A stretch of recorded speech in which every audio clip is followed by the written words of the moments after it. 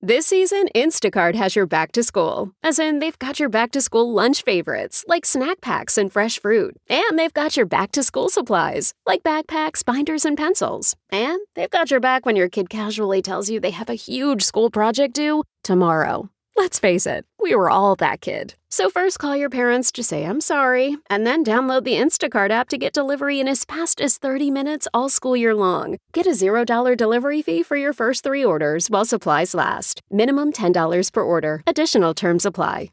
Are you struggling to close deals? Cold outreach is wasting the time of both the buyer and seller at every stage, especially when sellers are using shallow and outdated data. Your organization can overcome these challenges with technology that translates comprehensive, high-quality buyer data into real-time insights. These deeper insights empower sales reps and teams to adopt the habits of top performers, which leads to better outcomes, like more pipeline, higher win rates, and larger deals. We call this deep sales. And we've built the first deep sales platform with the next generation of LinkedIn Sales Navigator. Right now, you can try LinkedIn Sales Navigator and get a 60-day free trial at linkedin.com/trial. That's linkedin.com/trial for a 60-day free trial. Let LinkedIn Sales Navigator help you sell like a superstar today. Just go to linkedin.com/trial and get started. Hello, friends. It's producer Steph here, and I'm dropping in with an encore episode from the Well-Adjusting Vault because we're on our quick summer vacay. In this fave episode of ours, Ruby joined us to talk about money, family, and how sometimes family can use money to control you. I was so invested in this episode that I kept working with Ruby to try to help her sort out her finances after we finished recording. If there's one thing that we know on this show, it's that it takes a village sometimes. So I hope you enjoy this episode, and don't forget, we'll be back with new episodes on September 10th. Editaudio. After I graduated college, there was just a short period of time where I lived with my mom.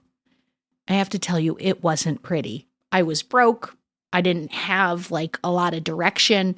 And as I was trying to just settle into the dumpster fire that my life had become in my mom's Dallas apartment, I noticed that the phone was ringing all the time. I also noticed that she didn't seem to want to answer it. Hey, don't worry about that, okay? It's probably a salesperson or something.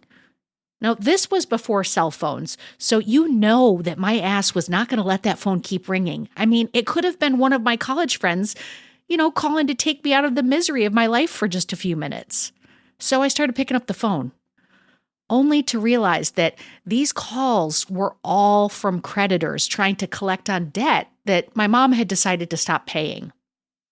And I remember being like, Mom, what the fuck is going on? How are you in so much debt? Well, now that was a mistake.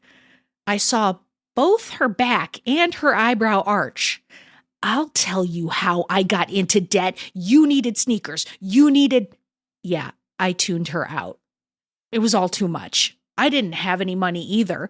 If I had, I wouldn't be sleeping on her apartment floor. So what was going to happen now? Hello, everyone. I'm Robin Hopkins, and this is Well-Adjusting, where I talk to people about life stuff, but not in an NPR way. It's more like we're at the bar, having cocktails, getting into your business sort of way. It's giving drunk NPR. Oh, and producer Steph is here too. Hello. Today we chat, when your family fucks with your finances. Hey, friends. I am so very excited to share today's episode with you all. Ruby is our guest, and she is a Well-Adjusting listener who hit me up on the Instagram saying that she wanted to come on the show and talk about her finances. Well, hello, folks. You know me. I love a finance episode. So after talking with her, I got to tell you, I loved Ruby too. And I was like, let's do this, right? And I have to say, yes, this chat is about finances, but it is also about generational trauma, setting boundaries, and remembering that, hey, when your family hands you a bag of crap, you have to remind yourself that it is not your fault. Now, before we get into this interview, if you are a listener like Ruby and you're thinking about a problem and you want some help with it, all you have to do is just drop us an email at hello@editaudio, or you can DM me on any of those dumb social platforms at RealRobHops. Now, let's get to Ruby. Hi, all. I'm Ruby Ahmad, and I like to call myself a jack of all trades and master of none because I do too many things. But I'm currently a healthcare worker. And what's the big question that you came to us with today? The big question is definitely about my finances, just navigating that in life. That's why I reached out to you. So you listen. So you have to know that finances are like, I'm such a dork. Like, I'm like, ooh, we got a finance episode. So you're gonna have to start. Just give us the lay of the land of what's the trouble, because I suspect there's some. Oh, there's a ton. I mean, where do I even start, to be honest? Well, I just moved. And the reason why I moved is many things. I mean, part of it's kind of getting away from my family, but also just because financially I couldn't afford living in LA anymore. Rent was so expensive. You have to make like 6 figures in order to afford an apartment in LA. And I don't. Like, I am somebody who didn't graduate college and I'm just trying to make it in life. So I moved to Oregon with my partner, my 2 cats.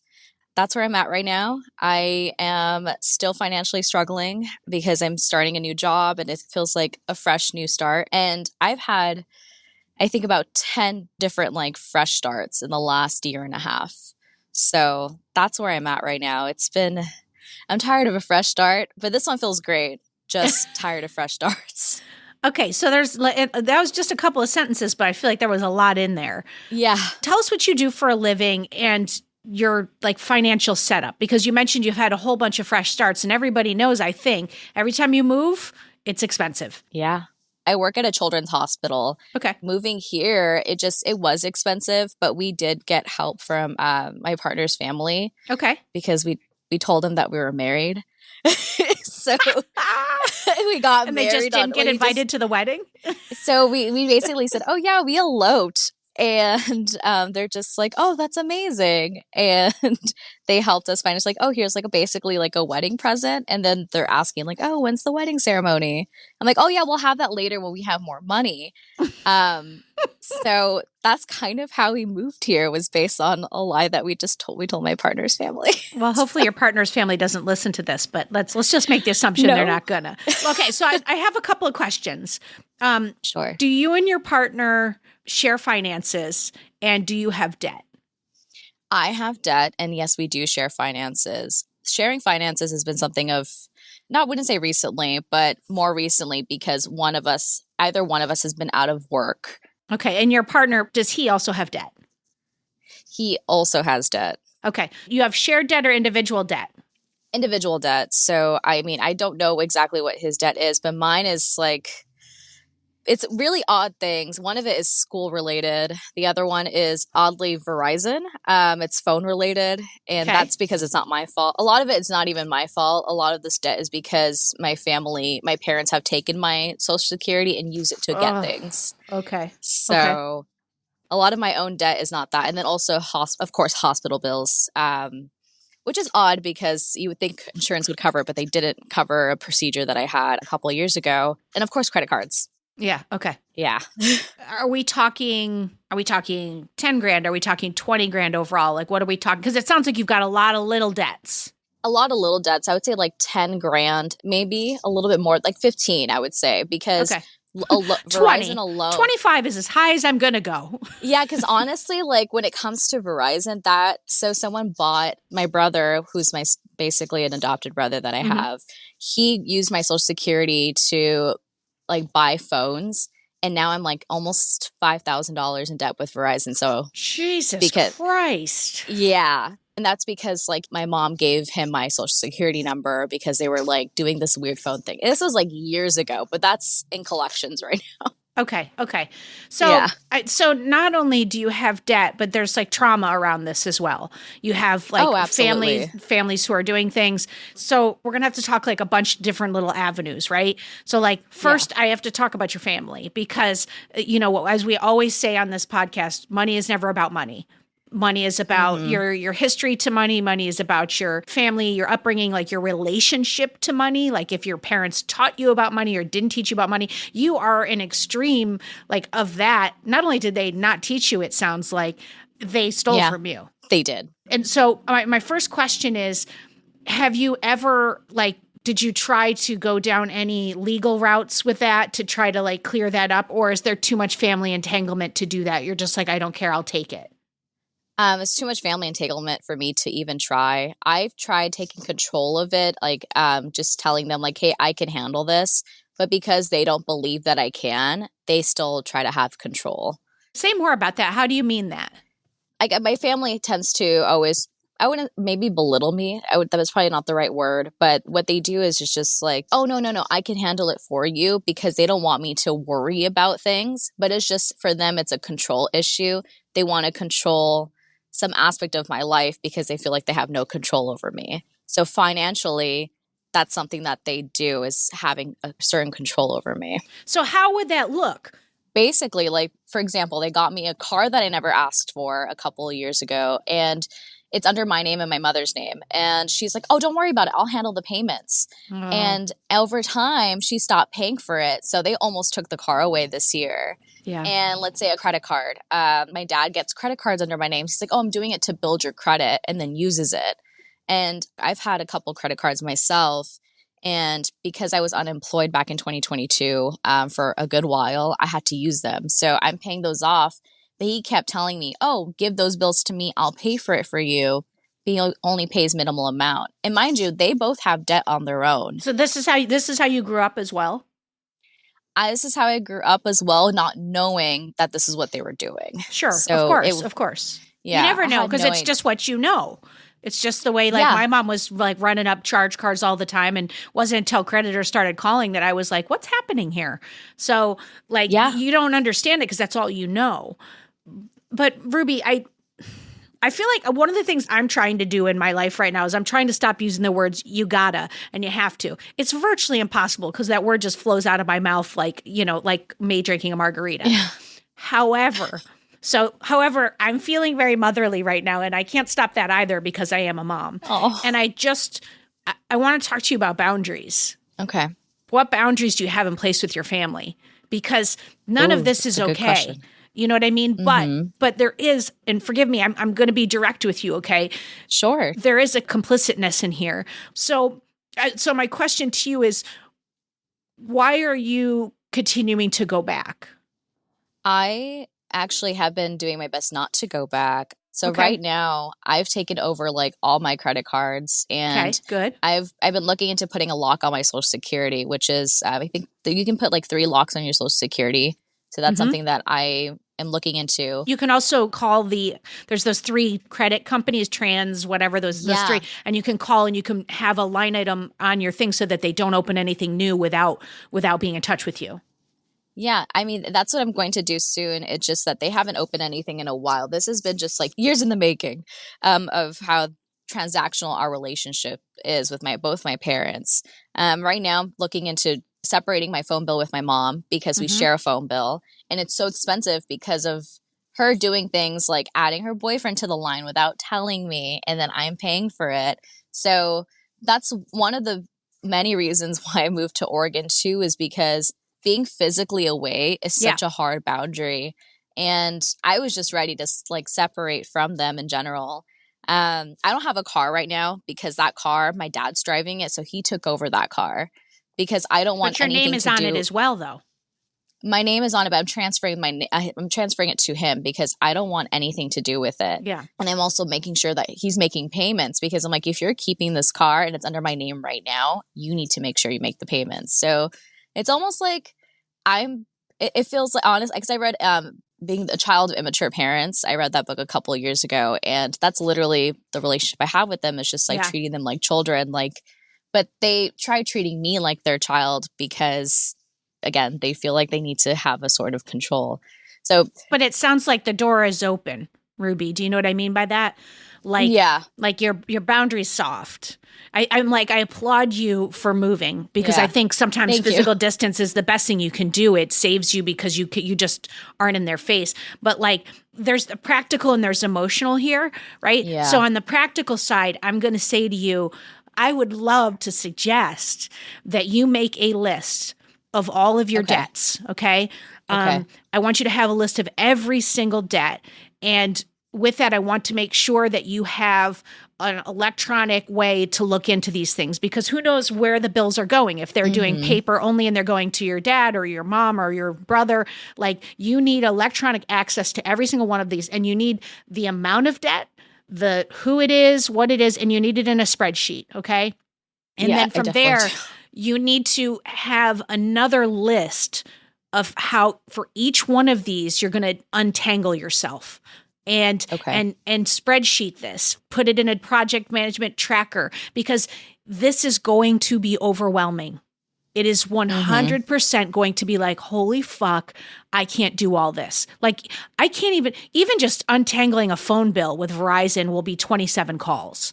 Okay. So now you're adding in a Yeah. car and a title exchange. You've now added in the DMV. It's going Yep. to be overwhelming, but I don't want you to get overwhelmed. I want you to take it Okay. in small chunks and I want you to look at the ones that are tackleable first so that you have some wins under your belt. So like if it's Okay. easiest the car, then tackle that. If it's easiest the phone bill, tackle that.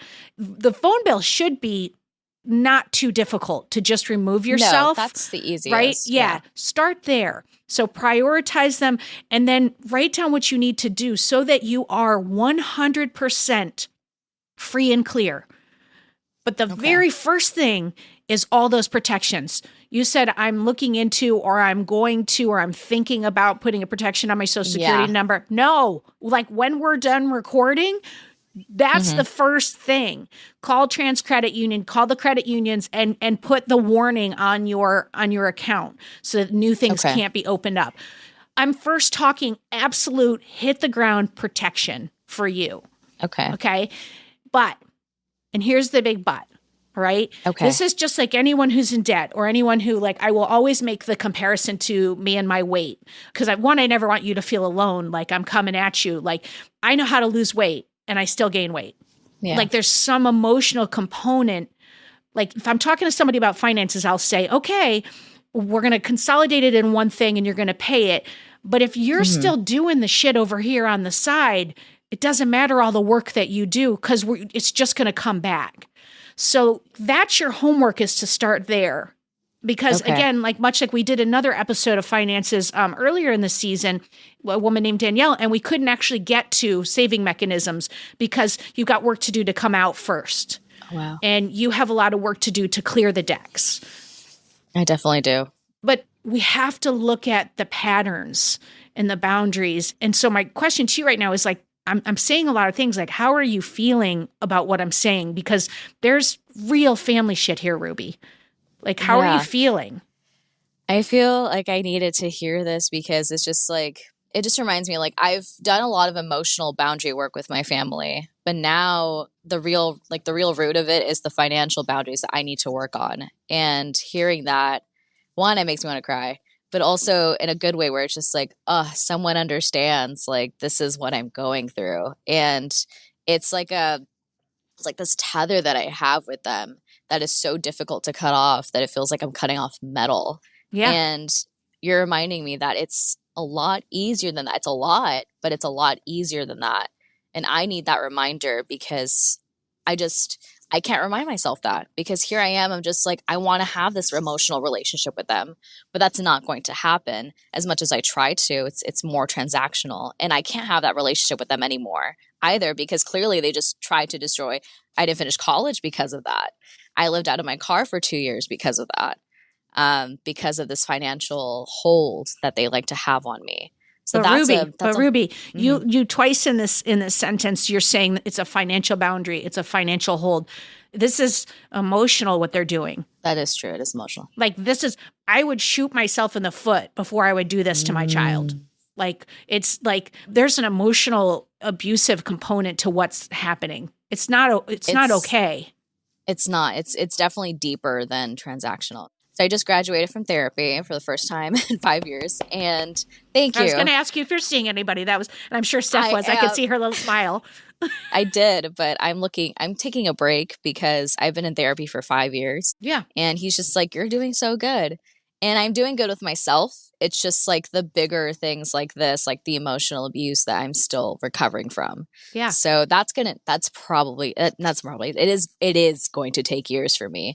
But you know what? I moved out here to be patient with my process. Good. I need to just have this cut off with them in order for me to grow. So that's where I'm at right now. It's a lot of It is a lot, but I applaud you just for even taking this on right now. This is not easy.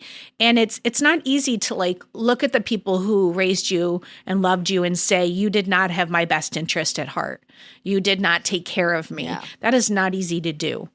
And I think that's work that, like, I can only speak for myself, I'll be doing for the rest of my life. And I also applaud you for maybe saying, like, right now I need a minute. Like, I need a minute. Sometimes, like, I think the work comes in waves. Like, you're like, oh, I'm in like a big despair pit. And then you're shoveling and you're shoveling. And then you come through. And then you're like, oh, this is nice right now.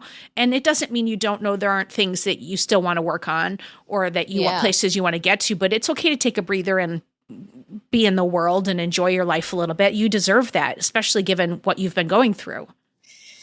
Yeah, thank you. I definitely do. It's just like I still will still have this financial burden in the back of my head, but I'm trying not to let that take away from just going outside into Forest Park and going on a hike. I'm just trying to enjoy bits and pieces of life and moments of life with my partner and just try to move forward from all of this. Hi, friends.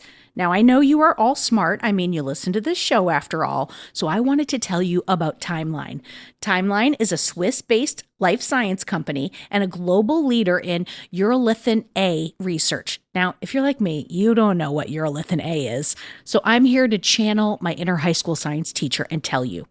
Urolithin A, it's a powerful postbiotic that is nearly impossible to get from your diet alone. I mean, if it could be found in Coke Zero, you know that I would definitely have found it by now. But instead, I have Timeline. Now, their product, MitoPure, is the first to offer a precise dose of urolithin A. It upgrades your mitochondrial function, increases cellular energy, and it improves muscle strength and endurance. Now, I am confident that you, my smart listener, excelled in high school science studies, which means that you know that the mitochondria is the powerhouse of the cell. And you also know that they are a key influence in how we age. So as the years pass, and friends, they are going by so quickly, our mitochondrial efficiency declines, which affects our quality of life. Think of MitoPure as a little Pac-Man in your cells, chomping up the damaged mitochondria that make you feel tired and recycling it into new healthy ones. Now, you can take MitoPure in two ways. They've got soft gels for when you're on the go and you want something super convenient. Oh, and they have a berry powder mix, which you can incorporate into breakfast, maybe your daily yogurt, smoothie, or even a Coke Zero if you're me. Now, taking 2 MitoPure soft gels a day for only 2 months can help you feel big improvements in your cellular energy, muscle strength, and endurance. Now, after 4 months, you're going to feel yourself getting stronger, experiencing less inflammation, and recovering faster after workouts. And you all know that after my early morning tennis, I need to recover. Okay, Timeline has a special offer for you, my favorite listeners. Timeline is offering 10% off your first order of MitoPure. Go to timeline.com/RobHop.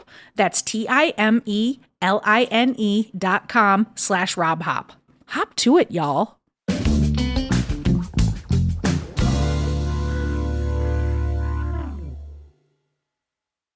They say opposites attract. That's why the Sleep Number Smart Bed is the best bed for couples. You can each choose what's right for you, whenever you like. You like a bed that feels firm, but they want soft? Sleep Number does that. You want to sleep cooler, while they like to feel warm.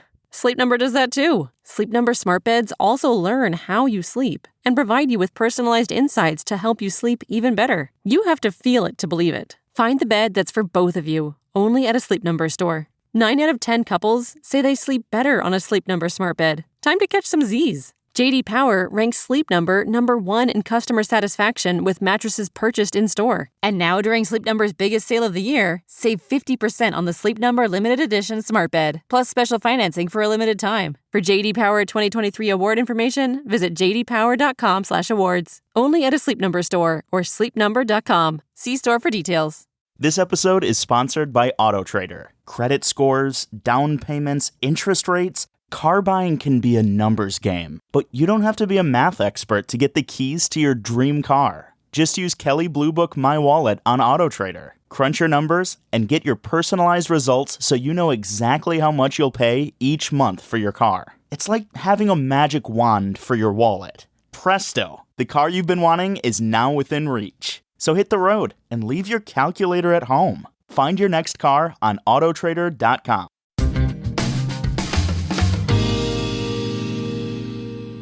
I think one thing that might be helpful for you, because I know that like when I'm in the middle of like shit, it all collapses in on itself and it all becomes tangled and whatever. But in this case, you've got two things that are collapsed. And one is the actual like physical things that you need to do and the tasks that need to be completed and the separation that needs to happen. And then there's the emotional work. And I think it would be really okay for you to just be doing the tasks to separate yourself further, you know, to make sure you're not connected financially in any way to any of these people and that they can't continue that. Yeah. And then to start to chip down at the debt. Because like once you get it, so there's no new coming in, it is just simple math. You can just take a portion and pay off your lowest piece of debt, the one that's the small. Just like I said, if Verizon's the easiest thing, you start there, get a win under your belt. So if there's a very small credit card that's from Marshall's or I don't know, some stupid like the Gap talked you into it, 30% off, here's a new charge card. And, Oh, they totally did. yeah, don't get those cards, people. That should be illegal. Seriously. And if that's your first one and you can, you know, get rid of that, great. So all that physical work you can do.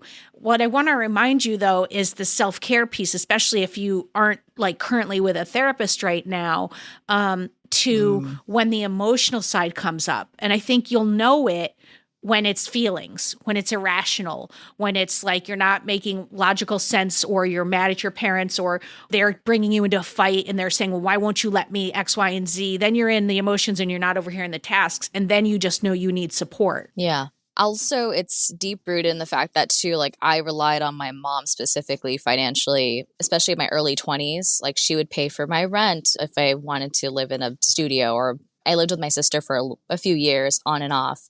And she paid for that. So it hasn't been all bad. It hasn't been all bad, but she cut me off financially right when I was about to graduate from community college. She cut me off around that time because of who I was dating. So that's interesting. They were just, I mean, it's awful, but it's also interesting. Like it's like a horrific thing to do to your own child, but it's also interesting that it sounds like money equals power in your family. Oh, it does. 100%. My grandmother likes to think that she's the godfather. And it's like, you guys need to calm down. Like, this is not the family dynamic I want. We're not a Coppola movie. Like, please stop. You'd be far more wealthy. Thank you. Exactly. I mean, she technically is because of how much property she owns. She just doesn't like to share that with her family. Yeah. But that's because of how people would abuse it in the family. That's why she doesn't share it. So there's just like a whole generational trauma of really shitty relationship to money and using money to hold over people. Because it does, I now like, well, the thing that you said earlier about them trying to control you with money is a lot clearer now. Like if you do this, you can't have that. If you do this. But then it sounds like they also just have horrific financial habits. And they were like, well, almost like you're like a piggy bank. Well, we could just get over into that. And there's more money over there. Yeah. So it sounds like it's a combination and it's messy.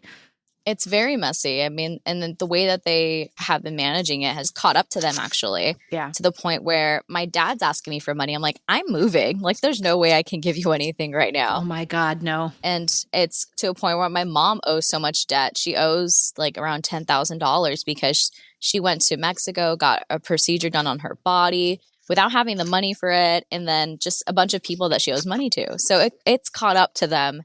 And they're both in a really fucked up place right now. So I want you to consider some kind of a financial boundary with them where you have a sentence that you say, and I don't know what that sentence is, but it's, okay. I won't talk about finances with you. Or like finances are not part of our relationship. Like, so I don't want to talk about that. We can talk about anything else. Like I consider trying something like that on, because you don't need to know about her procedures because it's just going to give you more anxiety. I've done that before, and my dad circulated around different topics and then came back to it. I'm sure. But He tried. And then you maybe It was excuse horrible. yourself. You know what I mean? Like then you have to say, like, if you're going to do this, if you're going to keep breaking my boundaries, then I'm going to have to go. Yeah. I had a hard boundary with my mom that was like, if you call me and you're drinking, I'm not going to continue the conversation. And it was horrible to have to say that to her. And it was horrible the several times when she did call me, she was drinking, I had to say, you've been drinking and I have to go now. I'll try you later. And it wrecked me. But I knew I had to protect myself. And like, I don't think right now you're protecting yourself. It's just something to think about.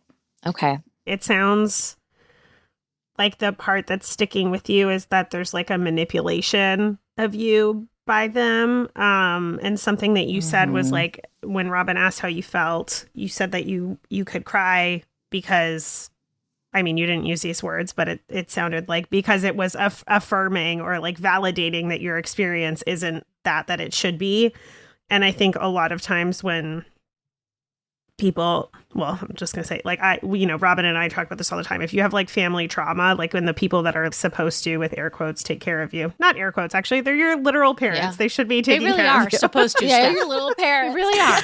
But yeah, like the people that are supposed to take care of you are like doing things that are not necessarily in your best interest. It's hard to both love your parents because you obviously want to. Like everyone wants to be like loved by their parents, right? And I know you said like I want to have like an emotional relationship with them, but they're doing these bad things, and I can relate to that so much. But like something that I think is very nice is whenever I have a conversation with like a Robin or someone and they're like, well, I would rather shoot myself in the foot than do this to my own kid. I'm like, oh, okay. So I'm not crazy feeling this way. And this is not like quote unquote normal behavior for like a family dynamic. Yeah. And so one thing that I try to do, and it's different, but the same, is like try to find little ways that I can like self-validate so that in moments when I don't have a Robin, I can be like, okay, am I checking in to make sure like, just like giving yourself that validation. This is not normal. Okay. I don't deserve this. You're not crazy for thinking this is weird. Because I think a lot of times, especially if there's like a manipulation with parents, it's hard to then, I mean, I'm sure probably they've also totally gaslit you just based on the like portfolio that you're giving of who they are. My parents are like that too. So I think, trying to undo some of that in your own brain can be like really self-soothing. And it can be very difficult to do alone. Oof, it is very difficult to do alone. I'm grateful I have, Tim is my partner's name. Yeah. I'm so grateful I have him in my life because like if I'm going through like the emotions of, they're not as bad as they used to be because I check in with myself through therapy. I've learned how to. Yep. But still, like, he'll notice signs. He's like, are you okay? Like, what's going on? And he's just such a supportive human being, even though he's going through his own stuff too. Just so supportive. That's amazing. It is amazing. He's amazing. And honestly, that's what's helped me through so much of this too, is just like realizing my own self-worth through all of this, because I'm not crazy I had to like tell myself this story like over and over again. Like, I'm not a crazy person. This is not normal. Like, your mom should not be treating you this way. No. And I found out from my therapist that the first session I had with him, I told him very tiny bit about my parents. And he was just like, oh, so you're both of your parents have mental health issues and your mom might be a narcissist. And I started bawling. Like, I could not stop crying. I was like, what? My mom a narcissist? And I started to notice the signs and working through that, working through having a narcissistic mother. She doesn't know that she is. But that's really hard. They almost never do. Yeah. And that's also hard because like you still want to be like loved by your parents and you want to love your parents. So it's hard to be both of these things can be true. Yes. Yeah. And also there's like, again, I'm thinking about my mom because there's so many comparisons of parents who are hurting you, right? Yeah. There's this thing of like holding hope that they'll be the person that you hope or want them to be. And then sometimes you have to understand that it doesn't matter. They're not that person right now and their behavior is harming you. And Yeah. and you doesn't mean you don't hold hope that they will get better. Like you can hold that, but you can also take care of yourself at the same time. And there is a lot of pain and grief. And that's why it's like, I think some kind of a group, something like Debtors Anonymous or a financial support group. There's something that's interesting about a large group where you don't have to come and lay your soul bare if you aren't ready, but you can just listen. And there is something incredibly validating about sitting in a group and hearing your story. That's true. It's really important that you, Ruby, not feel alone. You're not alone. But it's also really important that you remember all the time that this is not your fault. Oof, not my fault. That's a very big statement. I have to take a breather for that one. Give me 1 second. That's not my fault. Thank you for saying that, because like I blame myself for all of this constantly because I am being blamed for it. Young 20s me right now feels very validated. So thank you. Yeah. Well, I hope even as I'm saying that there's a connection to you with this, that you don't hear that it's your fault, because that's not what I mean. I mean that you are born and raised to be a part of this soup. Like it is just like a soup with like, it's like alphabet soup, just like things are floating and you're all just bumping on each other. And that's your whole world. And by moving to Portland, you've taken the first step of being like, I'm in this different soup and it's a better soup. It's warmer and I like it and it's safer. But the next step after that are the emotional boundaries that are going to stop letting them in. And that will be, you don't set a boundary one time. You set a boundary 1,000,000 times, and it will be work and it will be hard and it will be, the emotional side of this is going to be 100 times more difficult than the tasks, which is why every once in a while, just do a task. You'll feel great about yourself. Look what I just did. I just paid off Marshalls. That's true. Like, great. Those tasks are going to be there to bolster you, and they're going to be there to remind you that you are coming out of this. And I have in my vision, and you're going to make it your own way, but in my vision, that this chart has a checkbox. Oh, I've already started like a checklist. Have you not? I know. I'm like, stand by. I'll be sending you the Google Doc at the end of this recording session. But it's like, I want you to be able to check things off. I want that. I want that physical, so you can go, fuck yeah. Like, look what I just did. I fucking did that. Yes. I'm already like creating like a mental like checkbox. As after this, I'm going to create one today. Yes. Because I need a checkbox. Yeah, because you need wins. Like what I can do. Yeah, you need wins. And you need to remind yourself that you are not your parents, and that may be how you were raised. But you already took so many steps. You know what I mean? Even just reaching out to our dumb show, saying like, I need a little bit of help. And I always say that like this show to me, we just help you pick it apart so that then you can go do the next thing that's going to support you. And hopefully you have some next things that you can then go to so that you can keep moving forward. But every step that you take, you're different from your family. They're not asking for help. They're continuing the same behaviors. And maybe down the road, you'll be able to have a healthy relationship. Maybe not. You know, that's also something Steph and I talk a lot about like the continual work with our families. And in many ways for me, and this is going to sound like the weirdest statement, both of my parents dying gave me space. I can just love them right now. I can forgive them for the things they did to me because they're not doing bad shit anymore. They can't because they're dead. Yeah. So it's harder when they're around and still fucking up. But that's possible, a decent relationship. You were a kid. You can't control the things that happened to you when you were a kid. You can't control the house you grew up in. You didn't choose your family. Like, that is a lot of stuff that has just been literally done to you. I like to look at my life now moving forward. Like, what am I opting into? What behaviors am I participating in? What am I allowing into my life and not allowing? And that also just makes me feel like I have more control over the situation. But it's true that you have control. Like, this is your life now, and you get to choose what you allow into it. I know it's not as simple as I'm making it seem, but like, in my head, it's helpful to like draw a line in the sand and be like, is this continuing, or is this something that has happened and I can heal from it? Yeah.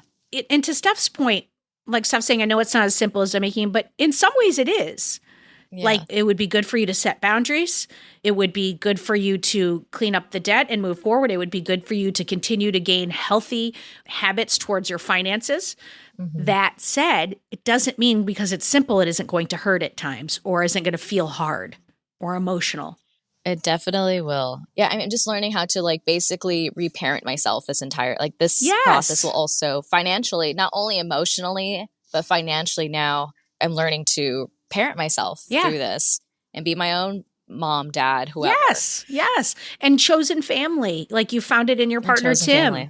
You know, like I put did. people around you.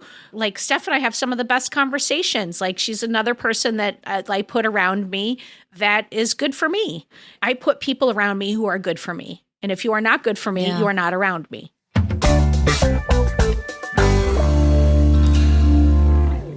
What would your life look like if you were feeling healed in this area? What would it look like? And I don't want nots. Like I would not be in debt. I want what it would look like. And this is a really hard question that you may not be able to answer right now. But even if you had a couple of thoughts. I mean, the first thought I would think of is just like, I would just be able to take a breather. Like a vacation? A vacation. I mean, I would probably take a vacation, but honestly, I would be I feel like I would mentally be able to do whatever I want to pursue career-wise. I feel like I'd be able to do that without feeling like this like grudge around me or feel like this tie around me. Yeah. So I feel like I'd be able to breathe and have control, which is something that I feel like I don't have in that space right now. I have to control myself emotionally in other aspects of my life, but just not that. Yeah. I'll just feel liberated. That's the biggest thing. I'll be liberated. Whatever I'm doing in my life, who knows? But I just know I'll be liberated and I'll be okay. I love that. I absolutely love it. And like this could be your year of liberation.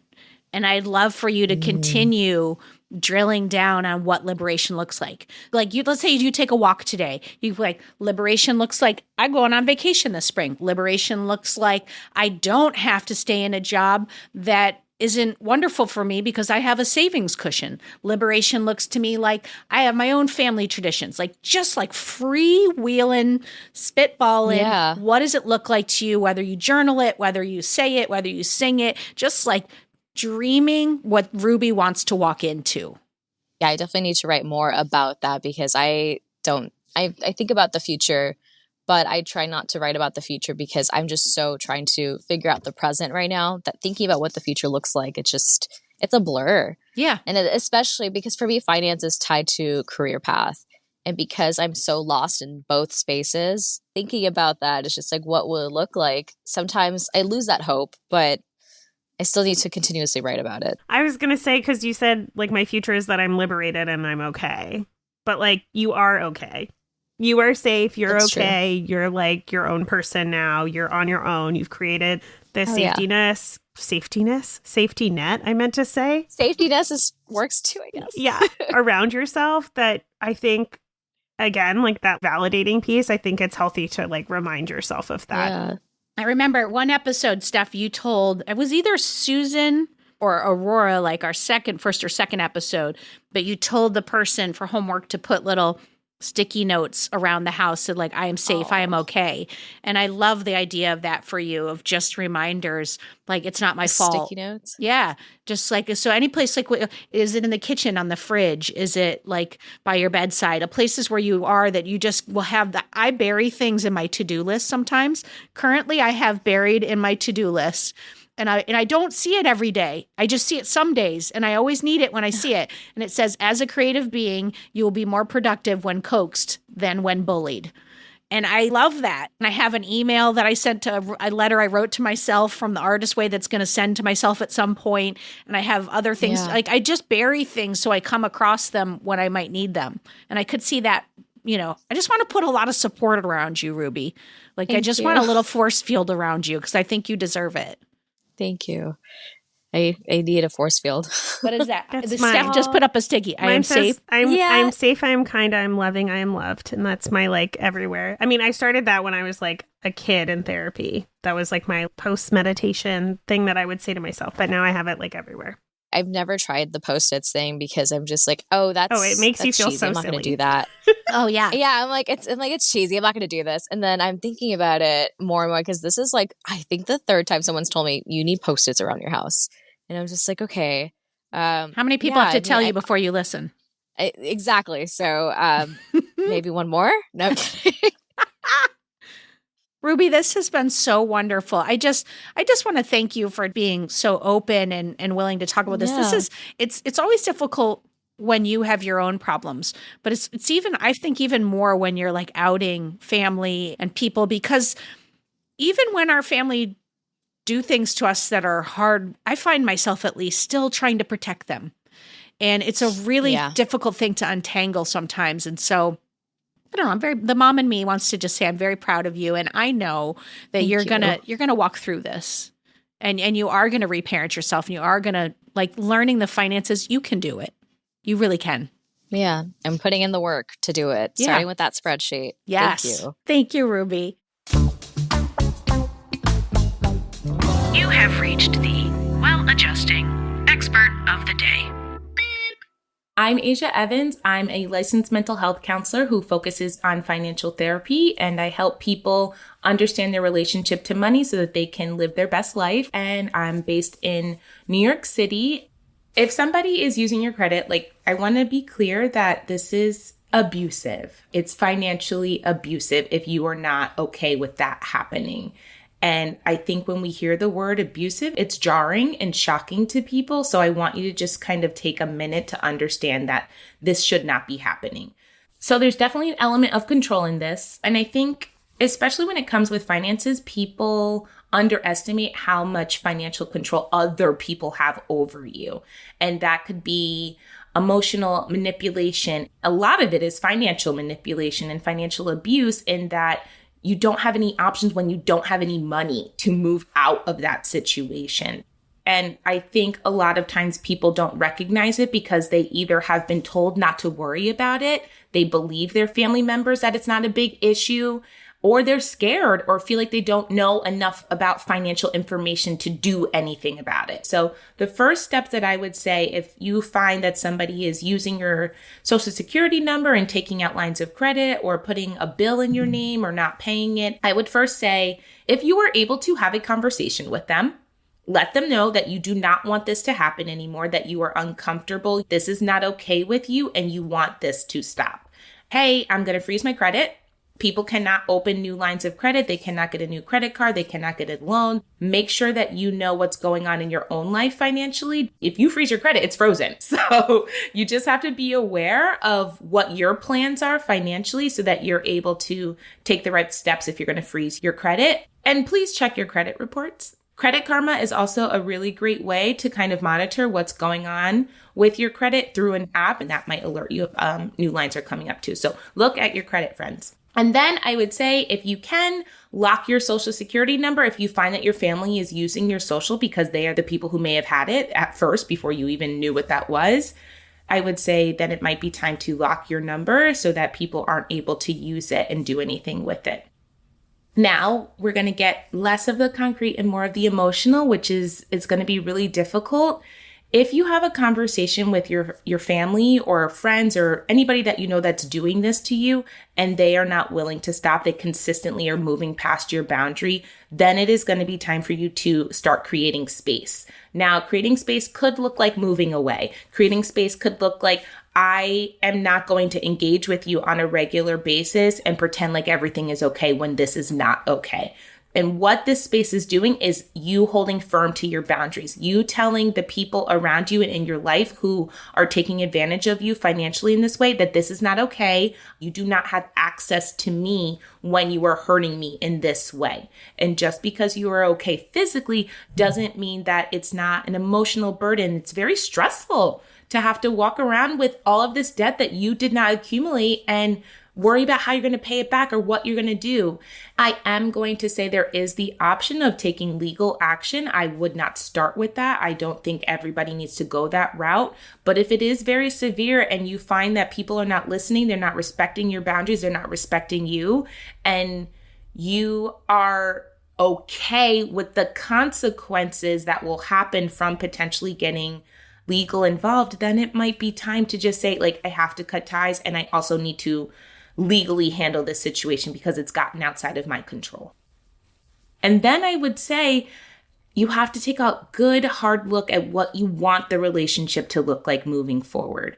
If you are comfortable creating this space and saying, you have done so much damage to me, not just financially, but emotionally and in manipulation and gaslighting me into thinking that this is not a big deal, I cannot have you in my life anymore. Or I can only have you in my life in this way under these circumstances. And I think boundaries are so difficult for families because we all want to believe, no, we don't need any space between us. We're family. This is amazing. I love you. I care about you. And that may be the case, but they can still be hurting you. And even though it may not be intentional, it can still have an impact. And I always say communicate. I am a therapist. So I'm like, have a conversation, have it until you're blue in the face. And if you feel like I am going to be better off if these people do not have access to me, then that may be the route that you have to go. And then I would also say, get some support. Like, who are you leaning on? Who are you talking to? Whether that is a partner, friends, a therapist, that's a lot of trauma and a lot of grief that you have to navigate when you are trying to heal from all of this happening. And it's hard and sad and painful. Woo! All right, folks, that is it for today.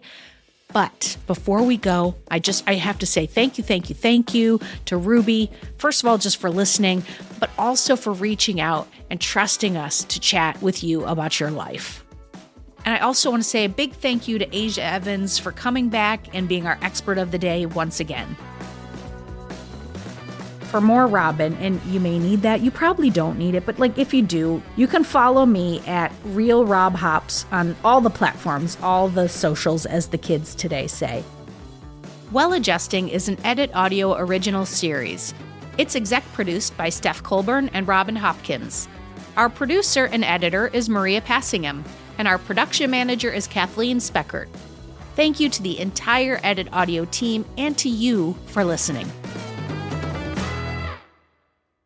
Oh, hey, before you take out those AirPods, this show is just for entertainment. If you are in need of help, please reach out to a professional. Go ahead and get that help. You deserve it.